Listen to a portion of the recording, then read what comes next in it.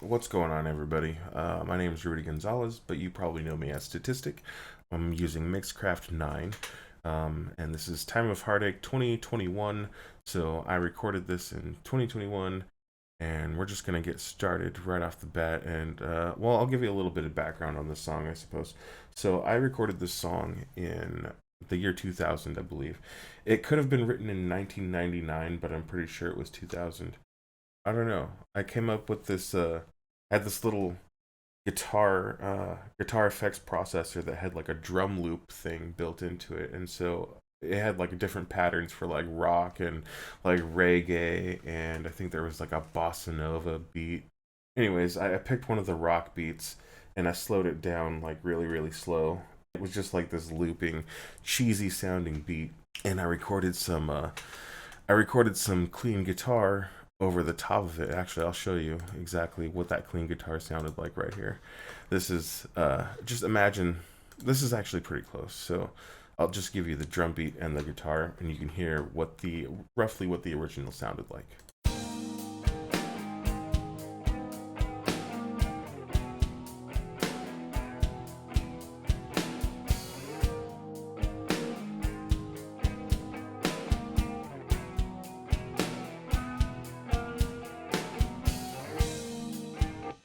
So that's pretty much it. There was a bass track in there, of course, but we'll get to that stuff later. For now, we'll start with the drums. I use Superior Drummer. Looks like originally I had been using an Ozone 8 plugin, and then I disabled it, and then I opted for a Ozone 8 equalizer instead, and just some reverb. So we'll take a listen to see what just the drums sound like, and I believe it just starts with the kick drum and some hi-hat, and then it comes in with hi-hat and snare once the intro is finished. So here we go. Nice and reverby drums.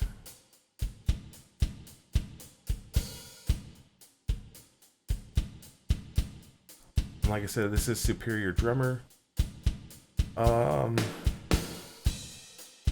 I know that I did go through and mix the drums with the Superior Drummer mixer. So, well,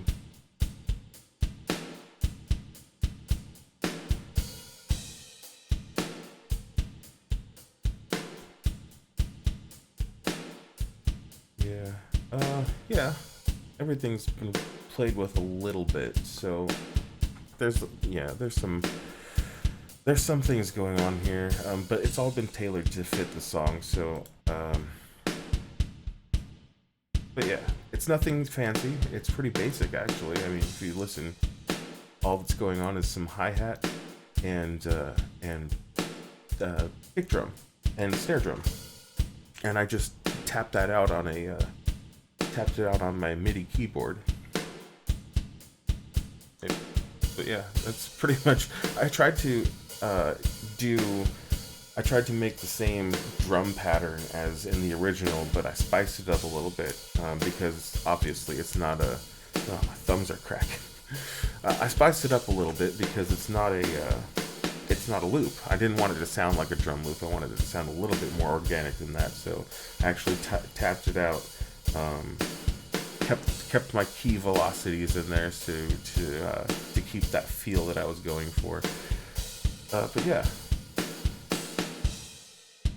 pretty simple. All right. Next up in the song, we have our intro clean guitar, which is another part that was in the original song. It was like a backup, not a backup, but a second guitar track, and it sounds like this. And in here, it's only coming through the left side. Um,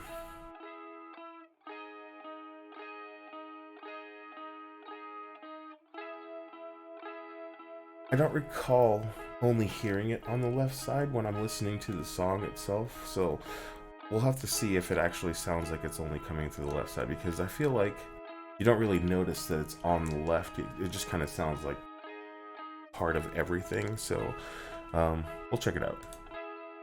But yeah, there's that, and it only goes here. It's only through the intro, and it doesn't appear anywhere else in the song. Interesting choice, but okay. Next up, we have the lead guitar through the intro, and interesting fun fact about that lead right here in the beginning. Let me zoom in here. Like in this part here, there's like some fumbling around, and that's because I I had fretted my guitar while I was looking at the screen here when I was recording it, and I didn't exactly see where my hands were. So when I started playing, my hands were in the wrong spot, and I was moving my hand around the fretboard trying to find the right note until I found it, and that's what you're hearing right here. And I liked it so much. I liked the effect that it gave that I left it in there. It sounds interesting. It makes it sound I don't know, not cookie cutter. It's just like a weird little thing in there. There's another mistake in this song too, and I'll show that to you in a little bit. But for now, this is the first mistake.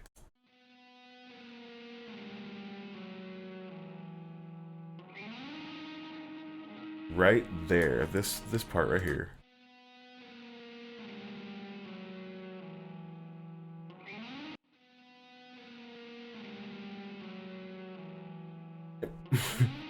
By around this time right here, I looked down and I saw where I was supposed to go, and I slid up to it. But yeah, that's what was going on right there. Just a mistake. And this lead guitar part was also in the original. I'd just like to point that out.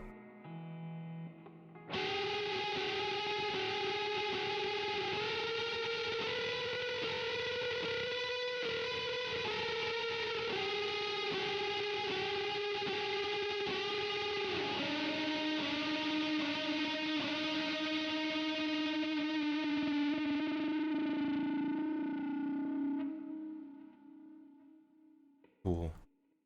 So we'll go into the effects on this one. I'm not going to go into the clean guitar tone just yet because the clean guitar is coming up later, and we'll go into that when we get to the other parts. But for now, we're going to go into this lead and find out what makes it what it is. And it is a Guitar Rig 5 plugin with an equalizer. That's it.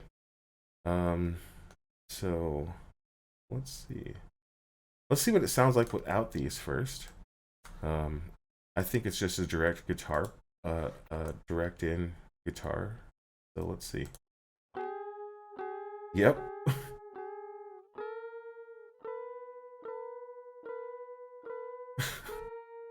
That sounds really funny.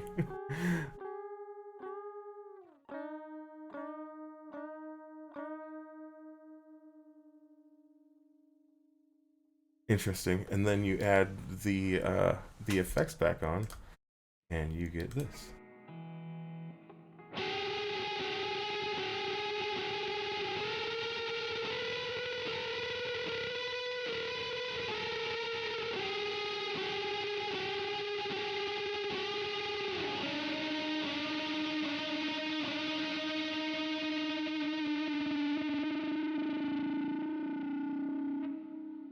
So cool. I really like how that came out. So if we put all those three parts together, we have this intro part here.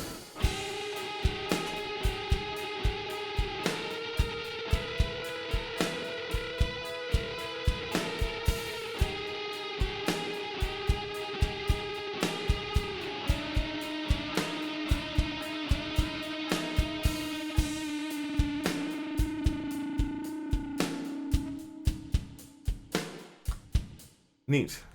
All right. Next, we got this guy, which is an Arpeggio Synth, and this is the other part, the other accident. So this beginning chunk here is a major chord. When I started to record, my fingers were in the wrong position, and I played a major chord instead of a minor chord, which is what I wanted. I wanted the minor chord. I ended up keeping the original major chord mistake because I liked the effect it gives the song. It kind of like is a it's like a misleading kind of thing where you think it's going to be like maybe something a little lighter in tone, and then you get to that minor chord and it's not so light anymore. I don't know. I really like just the transition that it does, and I'll show you what I'm talking about here. So, um, this is the major chord going into the minor chord.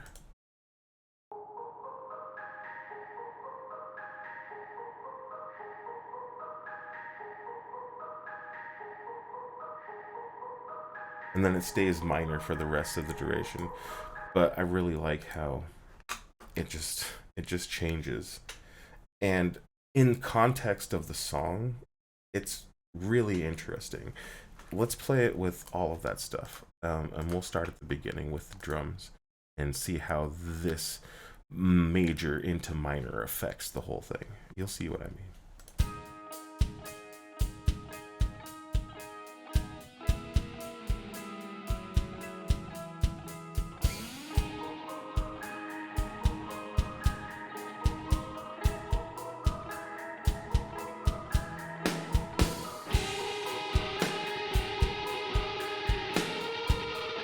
You see, it does something. It's like, oh no. I don't know. I can't explain. I can't really explain that feeling that it gives me when it changes. It's just like, oh man. It's just like a weird sense of insecurity, I feel like. Um and then I have a lead synth uh that that comes after that.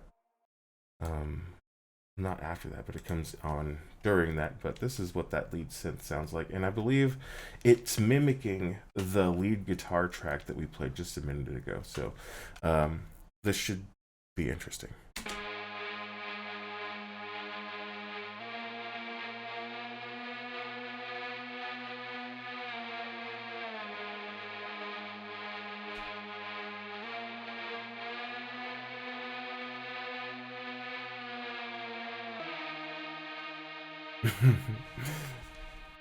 I remember that part. I remember hearing that weird transition right there. I'm sorry, my chair is creaking. I apologize. That transition right there. It sounds weird, but when it's in the rest of the song, check it out.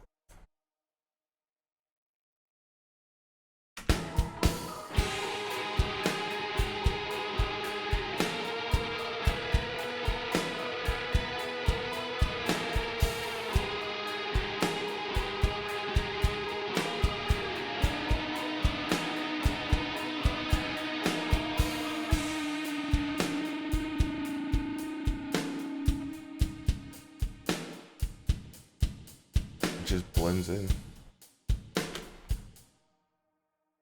And the next thing we have is the bass track. And the bass track is interesting because it has a lot of um slidey lead in parts. I don't know. I like to play bass with a lot of sliding notes. Sliding into a note is like a really good thing, or sliding even out of a note is cool. When I play bass, it's like one of my favorite things to do. You'll hear it a lot in my music. If you pay attention to the bass line, you'll hear like a lot of like weird little slides going into notes and out of notes. And this song is no different at all. It starts off with a slide, and there's plenty more where that came from. So let's check it out.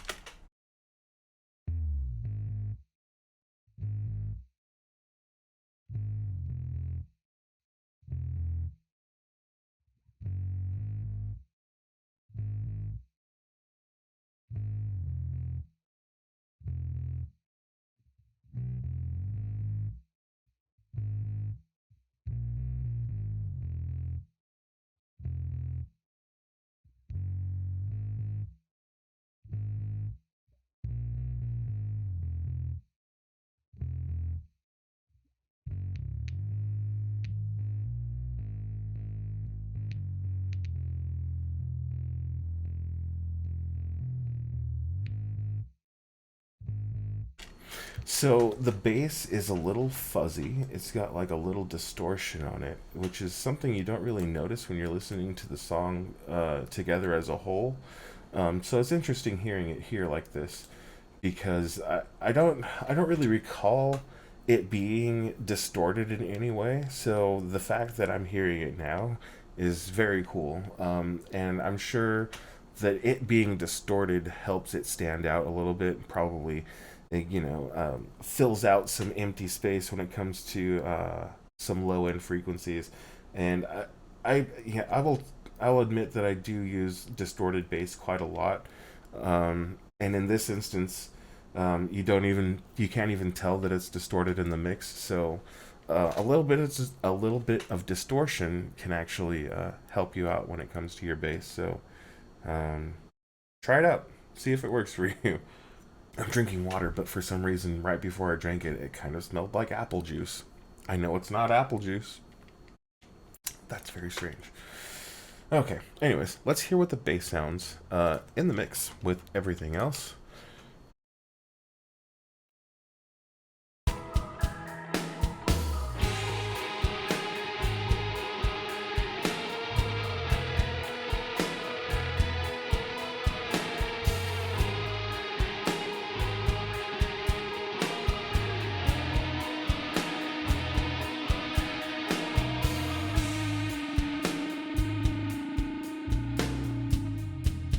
Yep, you wouldn't even know that that bass was distorted at all. But if you listen to it by itself, it definitely is.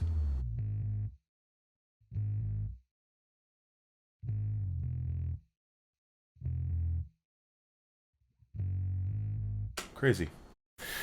All right, next up, we have the clean guitar tracks.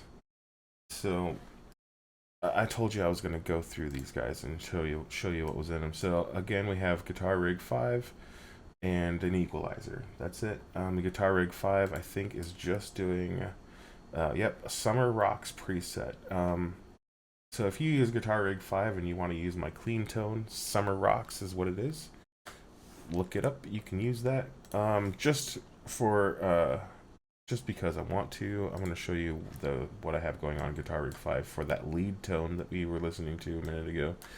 And if you, yeah, I'm sure you remember it. If not, just go back a couple seconds or a couple minutes in the video and you'll find it. But anyways, that lead tone is a custom tone that I built in Guitar Rig 5 that I called Statistic Heavy Tone.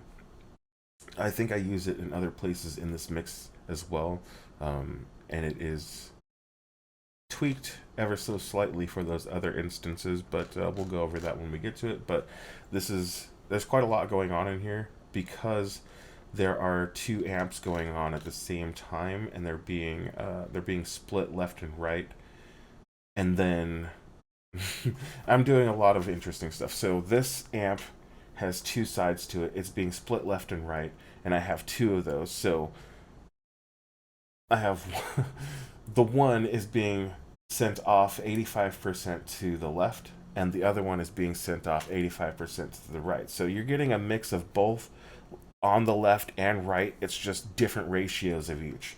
Um, I hope that made sense. So what you have, and that's how I got the sound that I'm getting for that lead tone, and that's just well, we'll get to that in a minute. Right now, we're going to the clean tones, and I have split those by 65 and 65 to the left and right, and they sound like this when they're together.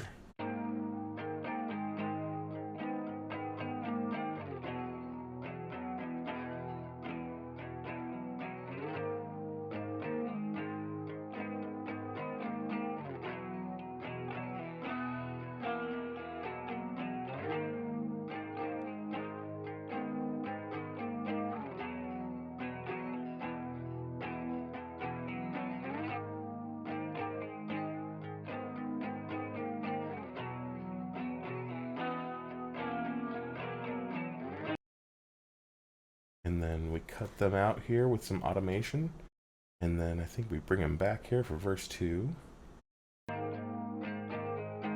sure do. Alright, so that's what the clean guitars sound like. Not bad. Not bad. We have an auxiliary lead guitar. Interesting. What does that sound like? Let's check it out and see. Because I don't really remember myself, honestly. I don't remember what auxiliary lead guitar sounds like. So we're going to find out together. Here we go. Oh.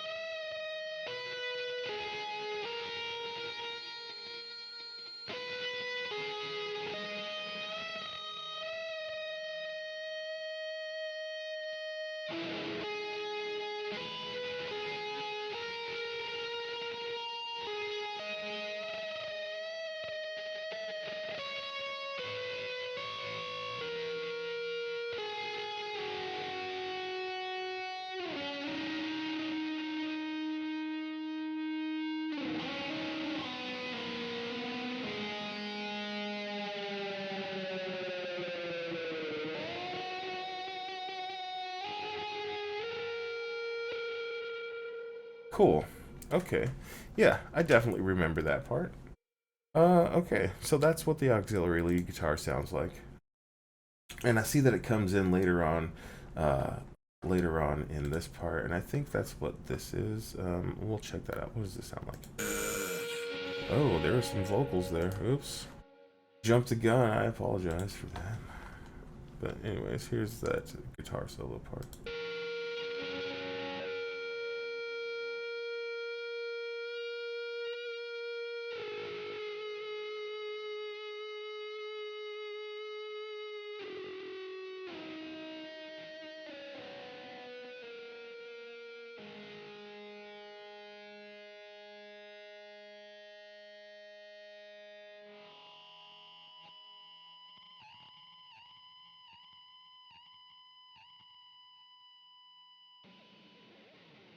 Weird. But cool. Something you would never know was in there until you heard it like this. That is so weird. What?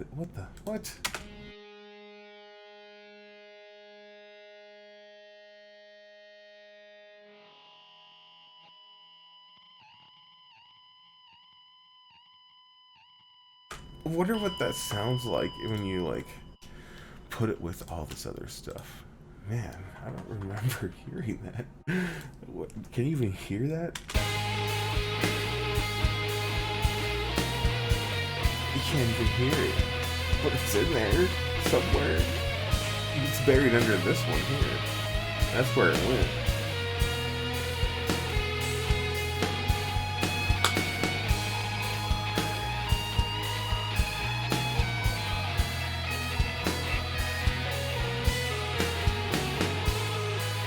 You're basically hearing a song without vocals right now. That's what this is.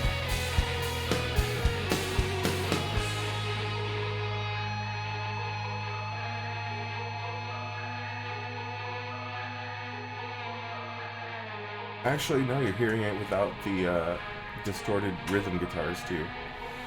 Interesting.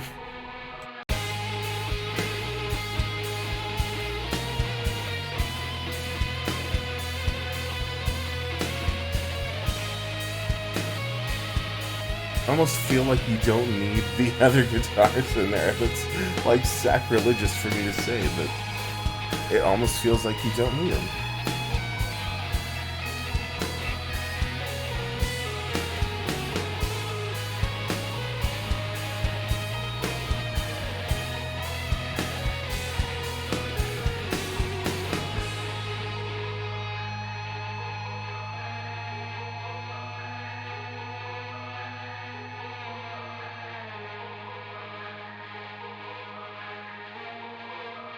Crazy.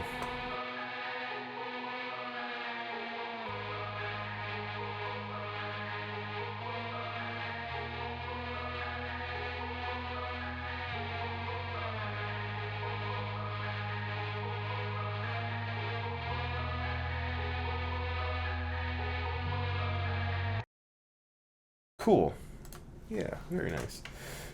So the next parts that are coming up are all vocals. So what I'm going to do is I'm just going to do this. We're going to solo all the vocals and we're going to go through them all all by themselves. So give me one moment. Let me unsolo everything else so we can just hear the vocals. And we're going to start here with verse 1. The seeds of evolution germinate within the soil. The coming of ages bathe in rivers as they boil. So there's like heavy chorus on there. There's some reverb. Yeah, let's see what else is in there.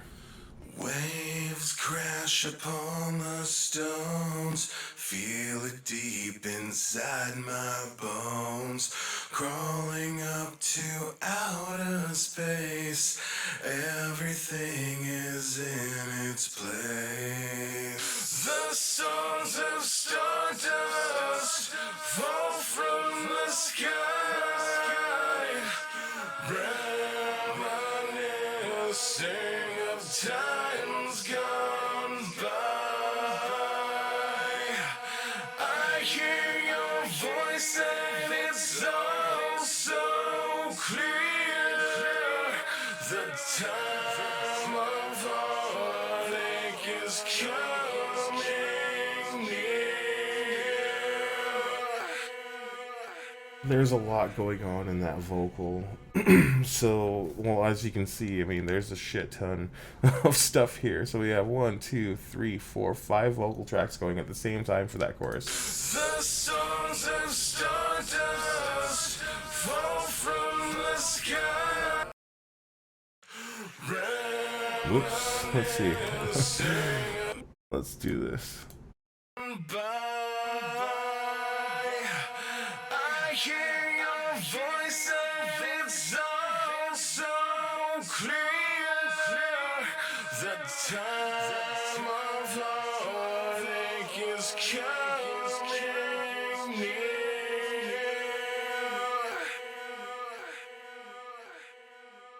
Wow. Next track. This one sounds like this. The songs of stardust fall from the sky,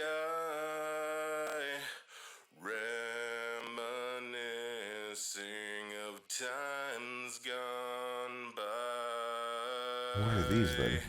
I hear your voice and it's all like lo-fi. Clear. The time of heartache is coming near. And then you have the songs of stardust fall from the sky, reminiscing of times gone by. I hear your voice and it's all so clear. The time of heartache is coming near. Crazy. All right. So yeah, that's what my vocals sound like for this song. There is one other part here, and it's a growl part that comes after verse 3, and that's here. I've reached my final and that growl part is right here. There is nothing left to say. Mindless drones walk through my head. I'm alive, but I feel dead.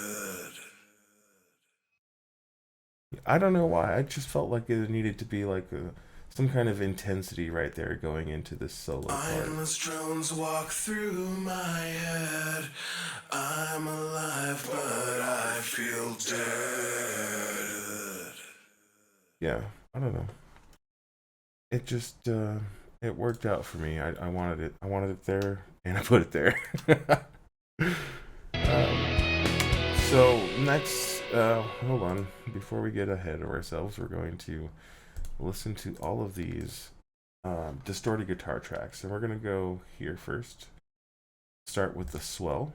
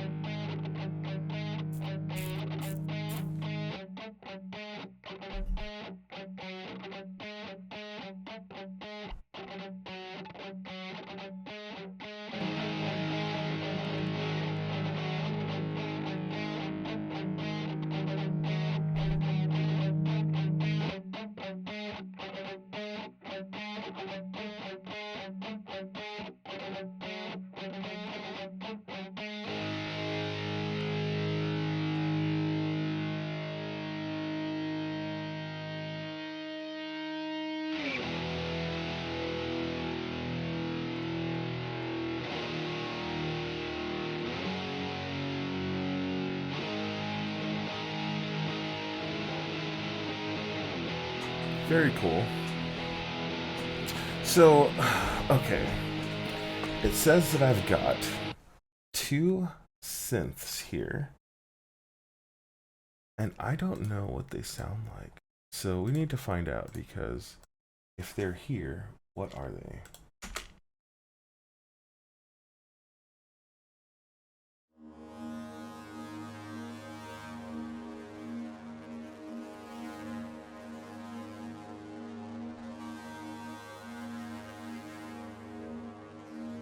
Just some noises? It's weird. I can't say that I remember doing this, putting this in here, but it's definitely in there.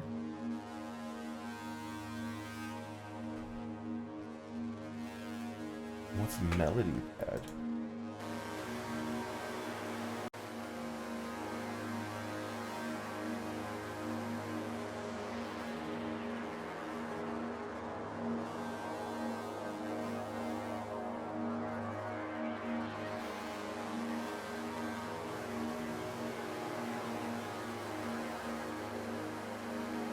I have an idea. Let's do something cool. Let's turn on this. And we'll turn on, let's see, you,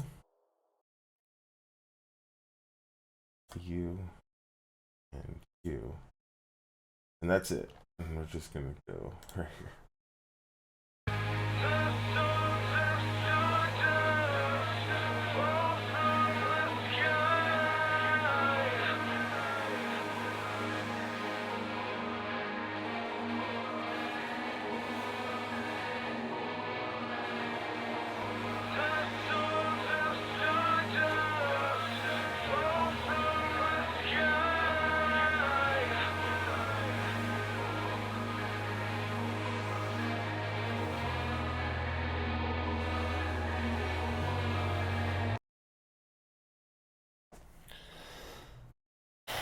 And the only other thing that I haven't shown you is the cymbal effect, which is just a reverse cymbal.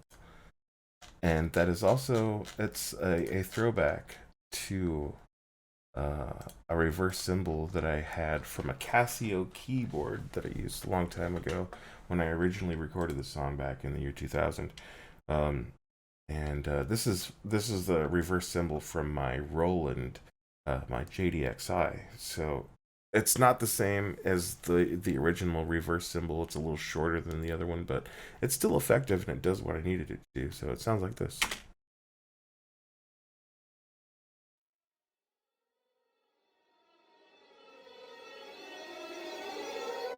I believe there is a flanger on that. We'll double check. Yes, there is a flanger on there as well as an equalizer. So, like I said before, we're gonna go back to the beginning, listen to this thing from start to finish, with all of the elements, and we're gonna see what it sounds like. Ready? Here we go.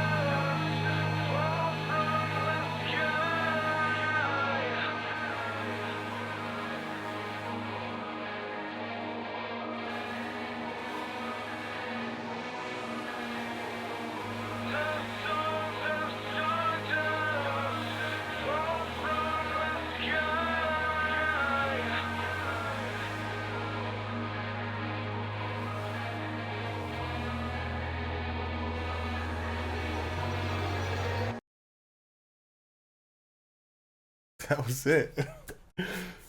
Thanks for joining me on this deconstruction of Time of Heartache. I hope you enjoyed it. I hope you enjoyed hearing all the different tracks by themselves and seeing how this song ticks or what makes this song tick. I plan on doing another one of these with Technetium and a couple of other songs, probably Ex Machina, maybe Tanglewood. We'll see. This was really fun. Thanks for joining me again. See you next time. Bye.